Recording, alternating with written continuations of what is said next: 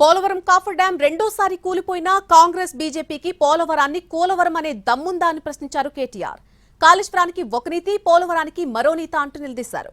Polavaram copper డ్యాంపై NDSA మౌనం ఎందుకని ప్రశ్నించారు కేటీఆర్. అసెంబ్లీ ఎన్నికల వేళ అనుమానాస్పదంగా కుంగిపోయినటువంటి మేడిగడ్డ పిల్లర్లపై కేవలం 24 గంటల్లోపే ఎన్డీఎస్ఏను దించిన బీజేపీ నేతలు కళ్ల ముందు రెండోసారి కొట్టుకుపోయిన పోలవరం కాఫర్ డ్యాంపై ఎందుకు సైలెంట్ గా ఉన్నారని అడుగుతున్నారు.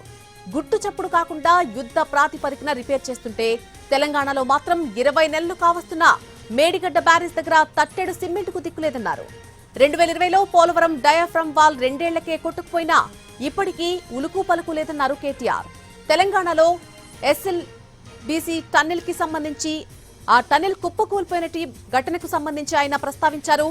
8 మంది మరణించినా ఇప్పటికీ ఎన్డీఎస్ఏ అడ్రస్ లేదన్నారు కేటీఆర్.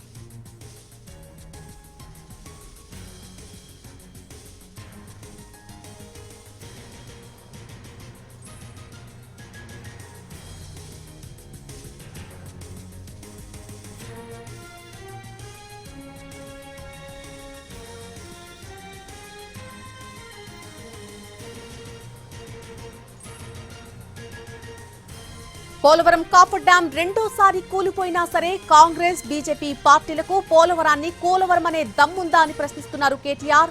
కాళేశ్వరానికి ఒక నీతి, పోలవరానికి మరో నీతి అంటూ నిలదీశారు.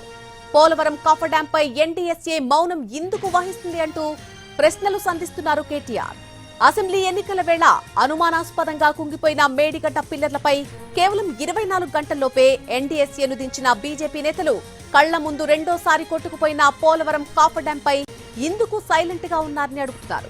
గుట్టు చప్పుడు కాకుండా యుద్ధ ప్రాతిపదికన రిపేర్ చేస్తుంటే తెలంగాణలో మాత్రం 20 నెలలు కావస్తున్నా మేడిగడ్డ బ్యారేజ్ దగ్గర తట్టెడు సిమెంట్ కు దిక్కులేదన్నారు. 2020లో పోలవరం డయాఫ్రమ్ వాల్ 2 ఏళ్లకే కొట్టుకుపోయినా ఇప్పటికీ బులుకు పలుకు లేదన్నారు కేటీఆర్.